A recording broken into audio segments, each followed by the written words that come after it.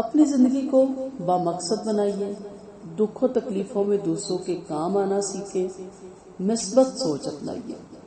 ہم کہتے ہیں ہم کیوں اس کے کام کریں، ہم نوکر ہیں، کہتے ہیں ہمیں کیا پڑی ہوئی ہے، کر لے گا خود ہی۔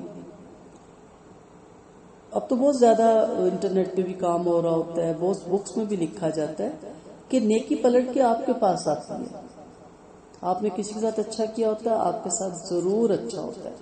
میں اکثر راز حیات کا، مولانا وحید الدین کی ایک بک ہے راز حیات، اس کا ایک واقعہ کوٹ کرتی ہوں۔ ان شارٹ کہ وہ نوجوان بے روزگار تھا، لیکن اس کی عادت تھی کہ ہر ایک کے کام آنا۔ کوئی بوڑھا چل نہیں پا رہا تو ہاتھ پکڑ لینا، جدھر جاتا وہ کام کرتا جاتا۔ ایک کمپنی میں جاب خالی ہوئی گیا تو انہوں نے کہا ہمارا ایک ہی مطالبہ ہے کہ فلاں شہر کی فلاں خاتون سے اگر آپ بزنس لے آئیں، بہت بڑا بزنس ہے، تو آپ کی جاب پکی۔ اس نے کہا اچھا ٹرائی کر لیتا ہوں۔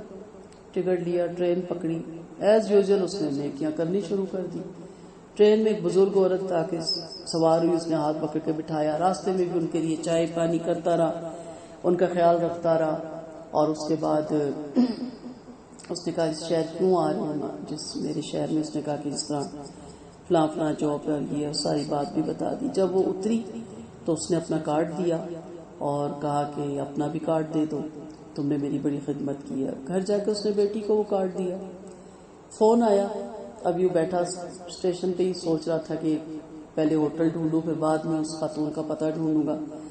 اس نے کہا آپ رات کا کھانا ہمارے ساتھ کھائیں، میری والدہ نے آپ کی بڑی تعریف کی ہے۔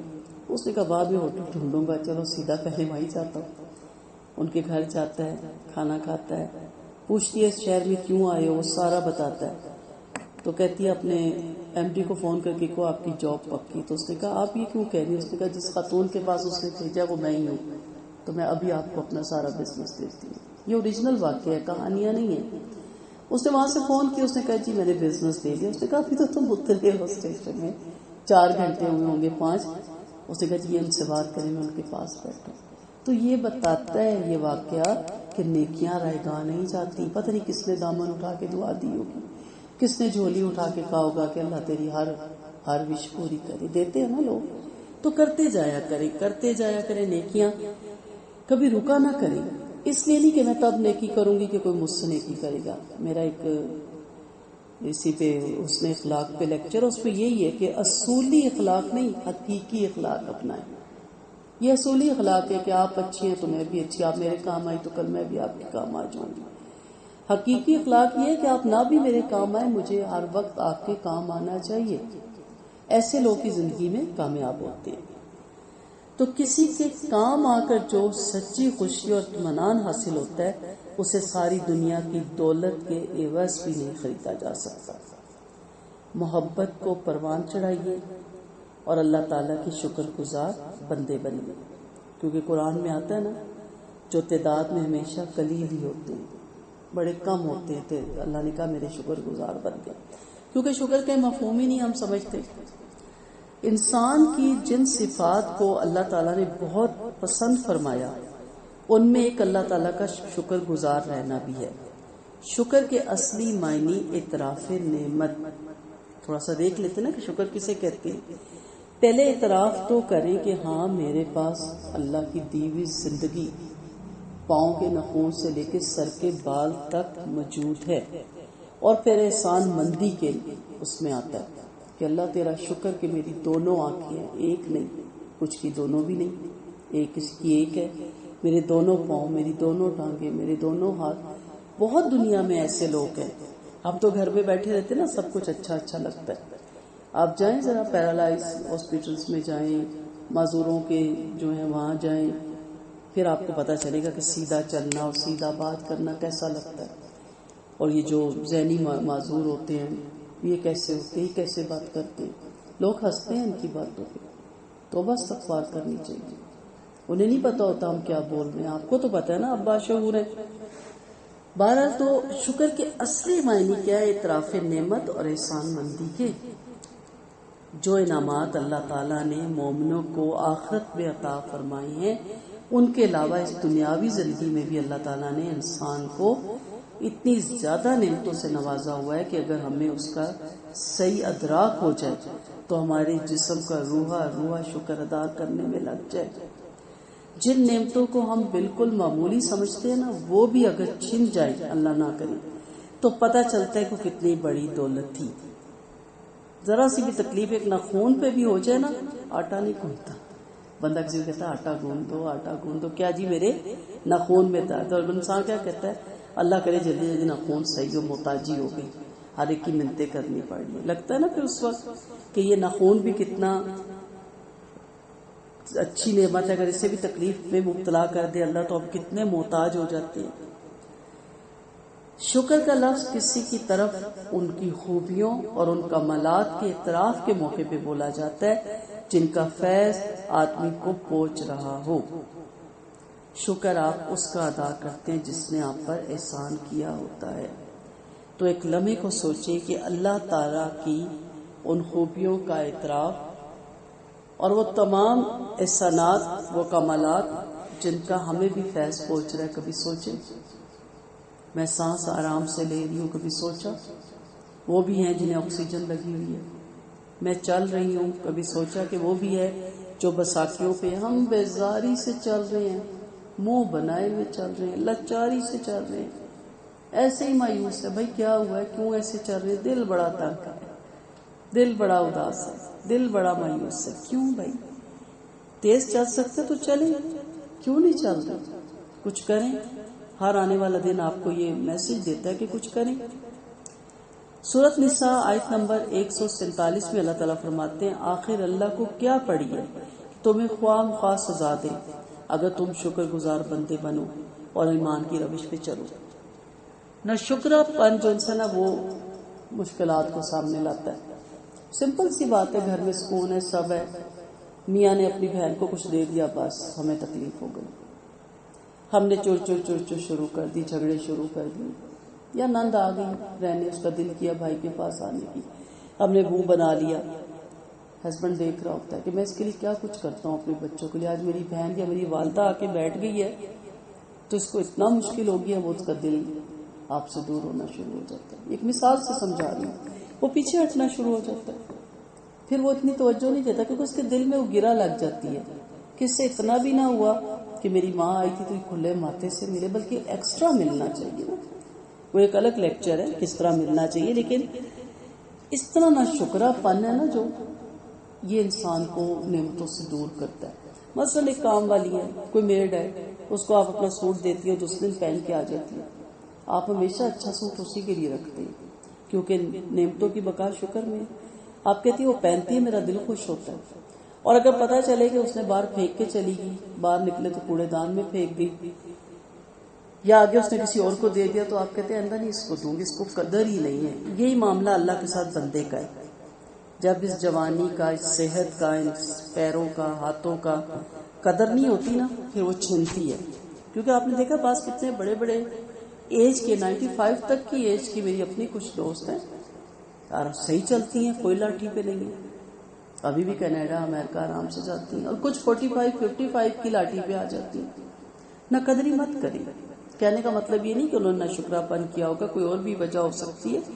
لیکن میں جب دیکھتی ہوں تو جو زیادہ صحت مند رہتے ہیں وہ خوش رہنے والے لوگ ہوتے ہیں، زندہ دل لوگ، دوسروں کے کام آنے والے لوگ، ان کی اپنی صحتیں بہت اچھی رہتی ہیں.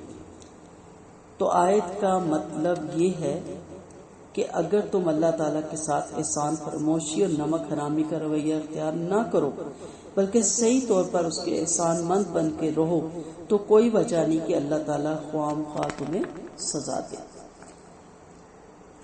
قرآن مجید میں اللہ تعالیٰ فرماتے ہیں، وہ وقت یاد کرو جب تمہارے رب نے خبردار کر دیا تھا سورۃ ابراہیم میں کہ اگر شکر گزار بنو گے تو میں تمہیں اور زیادہ دوں گا، اور اگر کفران نعمت کرو گے تو میری سزا بہت زیادہ ہے. اس لیے ہر وقت روتے رہنا، ہر وقت پریشان رہنا مزید پریشانیوں میں مبتلا کرتا ہے. اس آیت میں بھی شکر کرنے کی فضیلت اور ناشکری کا نقصان واضح کیا گیا. ہمارے بڑے کہتے تھے نا، ہر وقت نہ روتے رہا کرو، اللہ کی طرف سے رونا پڑ جاتا ہے. تو باتیں تو وہی تھی، وہ ذرا اپنی سادگی میں کہتے تھے. گھر میں نحوست ہو جاتی ہے، ہر وقت منہ مت بنایا کرو، گھر میں نحوست پھیل جائے گی. ہوتا یہی ہے نا کہ بہت شوق ہے تو پھر ایسا رونا پڑتا ہے، رو اب پھر کتنا رونا ہے. خوش رہنے والوں کو اللہ ایک سے ایک انعام دیتا ہے، مزید خوشیاں دیتا ہے. سورۃ نحل آیت نمبر 14 میں اللہ تعالیٰ فرماتا ہے، وہی ہے جس نے سمندر کو مسخر کر رکھا ہے تاکہ تم اس سے تر و تازہ گوشت لے کر کھاؤ اور اس سے زینت کی وہ چیزیں نکالو جو تم پہنا کرتے ہو. تم دیکھتے ہو کہ کشتی سمندر کا سینہ چیرتی ہوئی چلتی ہے. یہ سب کچھ اس لیے ہے کہ تم اپنے رب کا فضل تلاش کرو اور اس کے شکر گزار کرو. آپ صلی اللہ علیہ وسلم خود اللہ تعالیٰ کے انتہائی شکر گزار بندے تھے اور آپ صلی اللہ علیہ وسلم نے اپنی امت کے لیے بھی اس چیز کو پسند کیا کہ وہ شکر گزار رہے. حضرت مغیرہ رضی اللہ عنہ بیان کرتے کہ رسول خدا نماز پڑھنے کے لیے کھڑے ہوئے صلی اللہ علیہ وسلم تو بہت دیر تک پڑھتے رہے، یہاں تک کہ آپ کے دونوں پاؤں پہ یا پنڈلیوں پہ ورم آ گیا. آپ سے عرض کیا گیا کہ آپ کو تو اللہ نے بخش دیا تو پھر اتنی تکلیف کیوں اٹھاتے ہیں؟ تو آپ نے فرمایا کہ میں شکر گزار بندہ نہ بنوں. بخاری کی روایت ہے. تو ہمیں بھی اس جوانی، اس صحت سے ہمیں اگر اور کوئی بھی کام نہیں تو ہم نفل میں کھڑے ہو سکتے ہیں، زیادہ قرآن حفظ کر سکتے ہیں، پورا نہیں تو ایک رکوع، چند آیات، 10 آیات نمازوں میں کثرت کریں. چلے کسی طرف سے تو پورے ہو جائیں، بجائے یہ کہ بیٹھ کے کڑنے، سڑنے، مایوس ہونے، یا کیا کہتے ہیں اکثر لوگ، بور ہو رہی ہوں، کام ہی کوئی نہیں. میں کہتی ہوں ہمارے پاس ٹائم ہی کوئی نہیں بور ہونے کا. اتنا شارٹ ٹائم ٹیبل ہو جاتا ہے کہ سمجھ ہی نہیں آتی کہ کیا کریں کیا نہ کریں. تو بنائیں نا. آپ کیوں، آپ کے پاس اتنا ٹائم بچا ہوا ہے، قرآن کھولیں، تفسیر پڑھیں، اذکار کریں، ذکر کریں، اس میں بڑھوتی کریں، نوافل زیادہ پڑھ لیں. ہم سے زیادہ قرآن نہیں پڑھا جا رہا، آپ اس پارے زیادہ پڑھ لیں.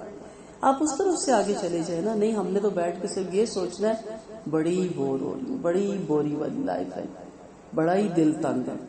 تو مت دل تنگ ڈالیں.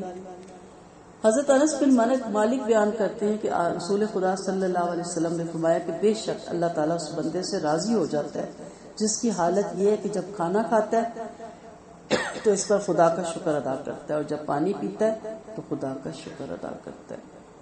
کتنے لوگ ہیں جو ڈسٹ بین سے اٹھا کے ڈبوں میں جو ہوٹلوں سے پھینک دیتے ہیں نکال کے کھا رہے ہیں. کتنے لوگ ہیں جو سڑک پہ سے اٹھا کے کھا رہے ہیں. کتنے لوگ ہیں جو لوگوں کا درد بجا کے مانگ کے کھا رہے ہیں. شکر کریں اللہ تعالیٰ کو. آپ نے اپنے گھر کے اندر اپنی جھگی ہے تو بھی اپنی محنت کی کمائی سے آپ شکر کر کے کھا رہے ہیں. حضرت ابو ہریرہ رضی اللہ عنہ بیان کرتے ہیں کہ آپ صلی اللہ علیہ وسلم فرمایا کہ وہ کھانے والا جو شکر ادا کرتا ہے اجر کے لحاظ سے صبر کرنے والے روزے دار کے برابر ہے. کتنا بڑا درجہ ہے، کیونکہ روزہ رکھ کے بھوک پیاس وغیرہ کو صبر سے برداشت کرنا پڑتا ہے تو بڑی اجر کی بات ہے. آپ صلی اللہ علیہ وسلم نے یہاں شکر کی اہمیت واضح کرتے ہوئے فرمایا کہ جس طرح صبر سے روزہ رکھنے والا بہت بڑے اجر کا مستحق ہو جاتا ہے، اسی طرح وہ شخص بھی بہت بڑے اجر کا مستحق ہو جاتا ہے جو اگرچہ روزہ نہیں رکھے ہوئے ہوتا مگر اللہ کا شکر گزار ہوتا ہے. تو صبر سے اتنی فضیلت ہے تو اسی سے روزے کے برابر اجر لے لیں. حضرت مصعب رضی اللہ عنہ بیان کرتے ہیں کہ آپ صلی اللہ علیہ وسلم نے فرمایا کہ مومن کا بھی عجیب معاملہ ہے، ہر حالت میں اس کے لیے خیر ہے اور یہ بات مومن کے سوا کسی اور کو حاصل نہیں.